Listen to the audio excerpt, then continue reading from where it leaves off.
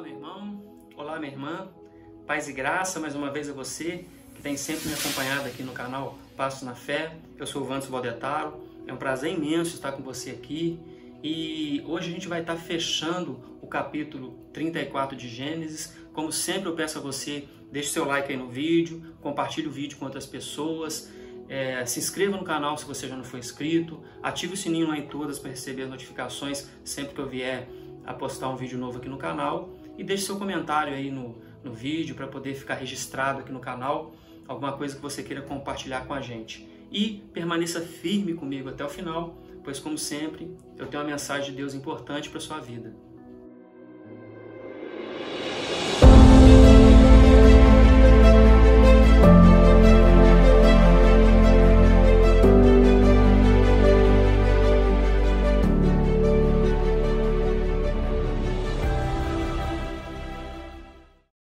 A gente anda pela vida, né? A gente vai caminhando e algumas coisas vão acontecendo na nossa vida e dependendo do que acontece, a gente age de uma forma impulsiva, de uma forma que mostra a ira que a gente está, a raiva que a gente está naquele momento, alguma coisa que a gente acha que foi feito injustamente com a gente ou com alguém que a gente gosta. E a gente tem que lembrar que a palavra de Deus diz que a gente deve se irar, mas não deve, a gente pode se irar, mas não deve pecar. E a gente tem que ser justo naquilo que a gente faz também. A justiça certa mesmo é aquela que tem um julgamento, mas um julgamento correto. E esse julgamento é feito por Deus. A gente tem o nosso julgamento das leis dos homens, mas existe o julgamento de Deus. E o julgamento de Deus vem com o tempo. E a gente é pecador. E como pecador é difícil a gente julgar de uma maneira correta. Com um olhar realmente certo para aquilo que está acontecendo. Um olhar realmente que tenha aquele sentido de justiça. Uma coisa justa. Então, a gente, como pecador, é difícil a gente ser justo nos nossos julgamentos. Então, a gente julga muitos outros, julga muito os acontecimentos, alguma coisa que aconteceu, e a gente, com esse julgamento que a gente, mesmo que não haja, que a gente tem internamente, a gente já está julgando só com pensamento, a gente fica com raiva, a gente tem ira, e a gente age de uma maneira errada, que não era para ser, para acontecer, a gente não era para agir daquela maneira, e a gente não tem proporção, não é proporcional o que a gente faz. Às vezes a gente toma uma pedrada e pensa em agir para cima de uma pessoa com pauladas até arrebentar aquela pessoa, vamos dizer assim. É aquele sentimento tão ruim que a gente sente, isso não é bom. Nesse momento a gente tem que parar, tem que orar, pedir a Deus calmaria para a gente poder realmente agir de maneira correta, que o Espírito Santo possa agir na gente para a gente poder fazer o que a gente vai ter que fazer, a forma como a gente vai ter que agir de uma maneira correta. Então a gente não deve agir de forma impulsiva. A gente tem que pensar antes de agir. Ainda mais quando diz respeito a um julgamento, algo que a gente está, mesmo sem querer, julgando alguém. Às vezes o nosso julgamento não é correto, a gente tem que pensar assim. E Deus diz que conforme nós julgarmos, assim seremos julgados. Então a gente tem que ter cuidado com aquilo que a gente faz. E, em cima disso, a gente vai estar vendo hoje como ficou a situação de Diná. Como ficou a situação do que aconteceu com ela. E a gente vai fechar o capítulo 34. Então, dando continuidade, a partir do versículo 25, onde a gente parou, a gente vai estar vendo o que ocorreu. Então, versículo 25 do capítulo 34 de Gênesis. Ao terceiro dia, quando os homens sentiam mais forte a dor, dois filhos de Jacó, Simeão e Levi, irmãos de Diná, tomaram cada um a sua espada, entraram inesperadamente na cidade e mataram os homens todos. Passaram também ao fio da espada a Amor e seu filho Siquém. Tomaram a Diná da casa de Siquém e saíram. Sobrevieram os filhos de Jacó aos mortos e saquearam a cidade, porque sua irmã fora violada. Levaram deles os rebanhos, os bois, os jumentos e o que havia na cidade e no campo, todos os seus bens e todos os seus meninos e as suas mulheres levaram cativos e pilharam tudo o que havia nas casas. Então disse Jacó a Simeão e a Levi: Vós me afligistes e me fizestes odioso entre os moradores dessa cidade, entre os cananeus e os fariseus. Sendo nós pouca gente, reunir-se-ão contra mim e serei destruído, eu e minha casa. Responderam: Abusaria eles de nossa irmã como se fosse prostituta? E aqui termina o capítulo 34 de Gênesis.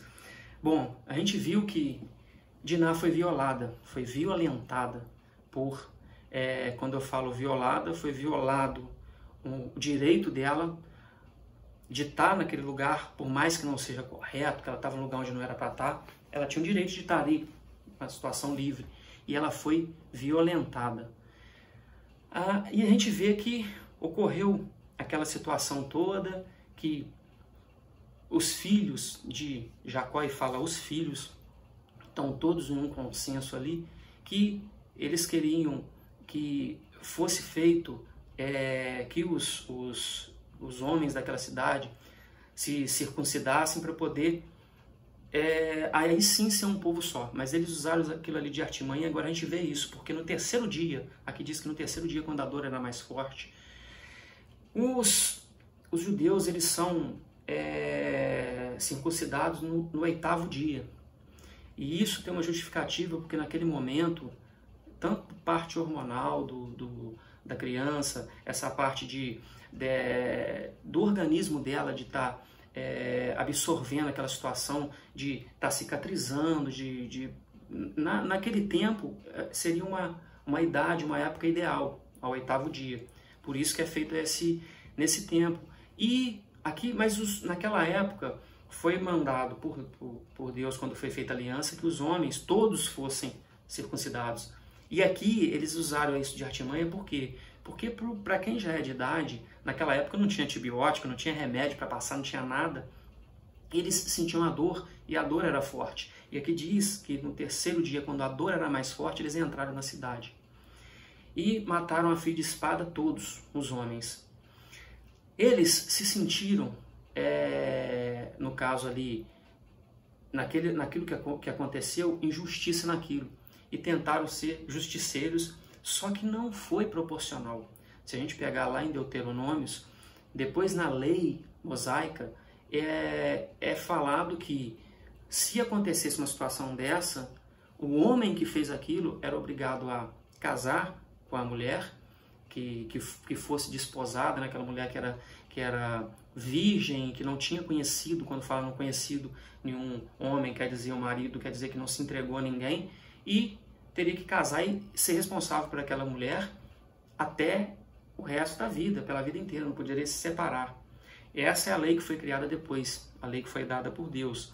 E aqui a gente vê que eles agiram de uma forma impulsiva, de uma forma irada, e matou todos daquela cidade. E fala todos, quem fez aquilo ali foi só Simeão, só Siquém.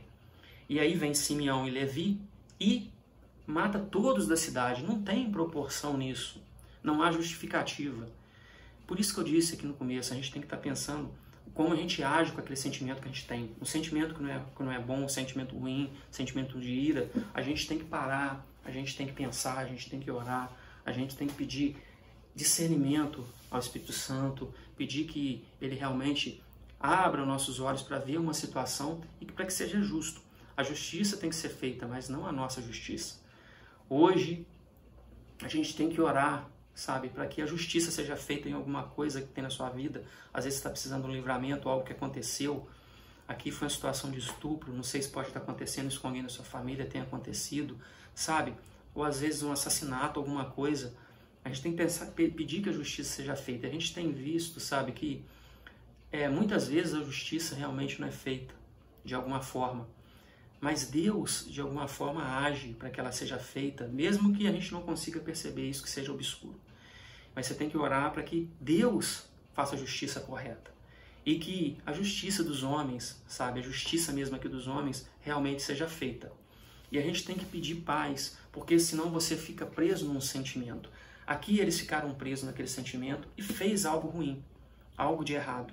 E a gente vê que aqui foi Simeão e Levi. E lá na frente a gente vê que isso trouxe uma consequência para as tribos, porque a tribo de Simeão, no segundo censo de Moisés, foi a menor tribo de todas. A tribo de Simeão ela foi omitida das bênçãos de Moisés.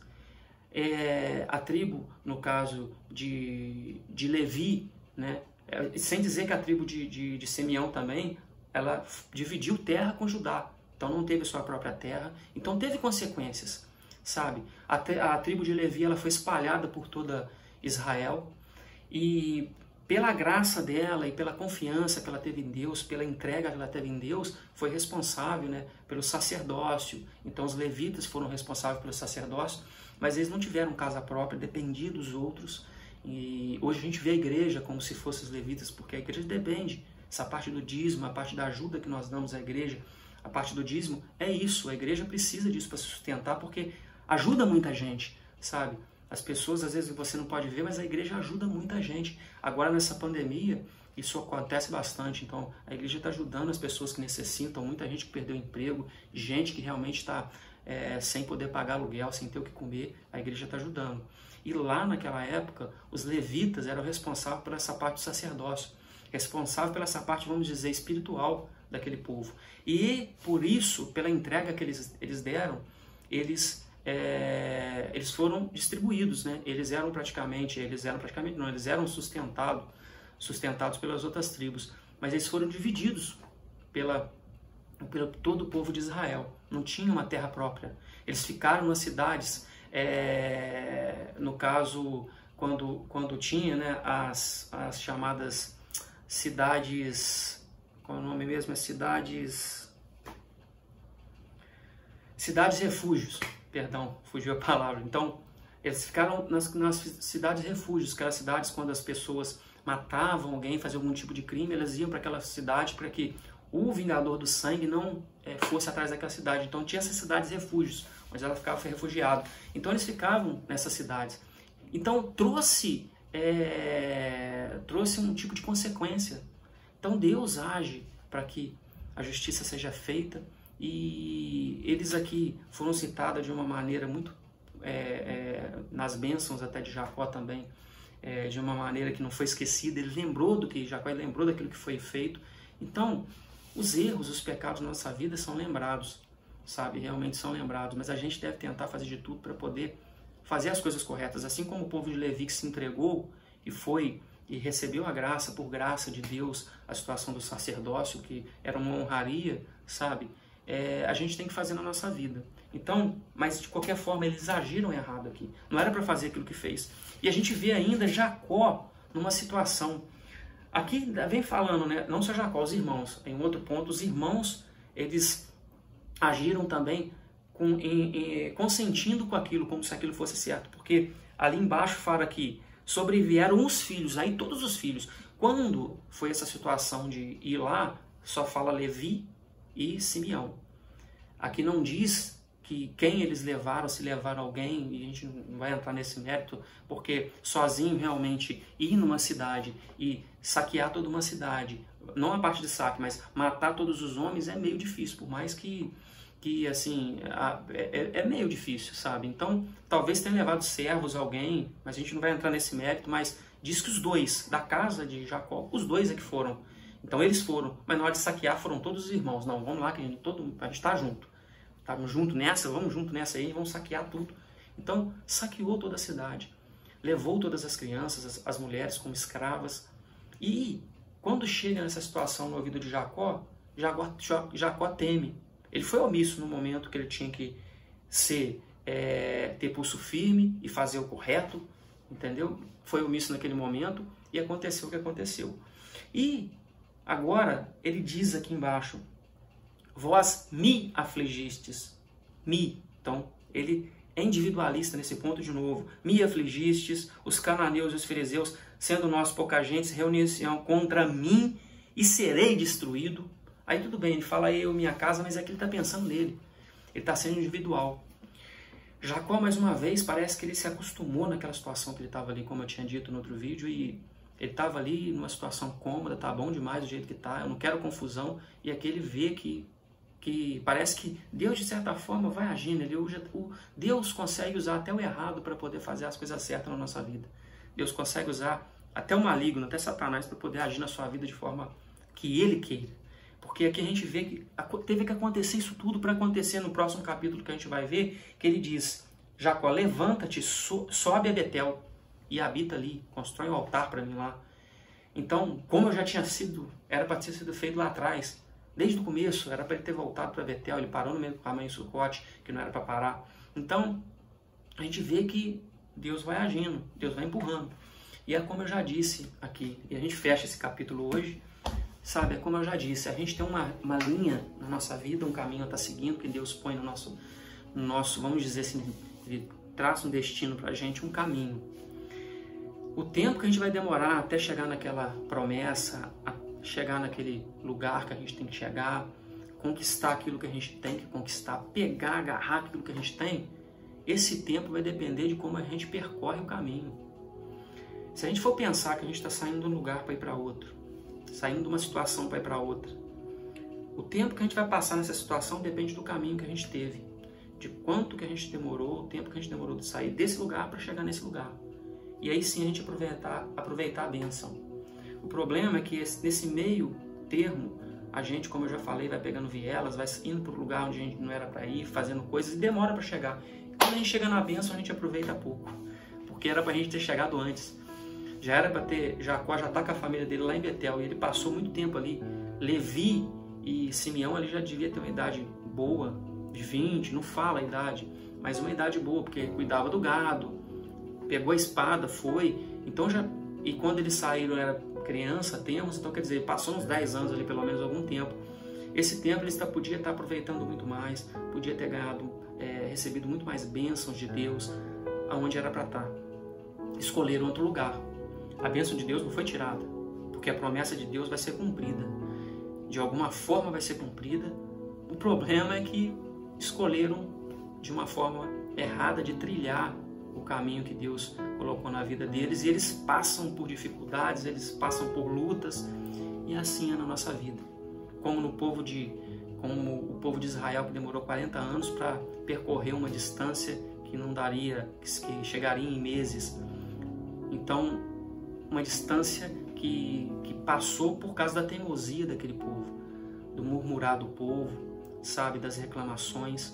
Então, a gente tem que, quando você fecha muito, sabe, tapa os seus ouvidos para as coisas de Deus e fecha os olhos, você começa a ver coisa que não é para ver, ouvir coisas que não é para ouvir, sabe, ter sentimentos que não é para sentir, e faz o que não é para fazer. Então, sentimentos ruins, sabe, ira, sentimento de raiva, esse sentimento vai fazer você agir de maneira errada. Você tem que ter calmaria, você tem que ter tranquilidade para poder agir de maneira certa. E eu não estou falando isso só virado na parte religiosa, isso serve para qualquer área da nossa vida.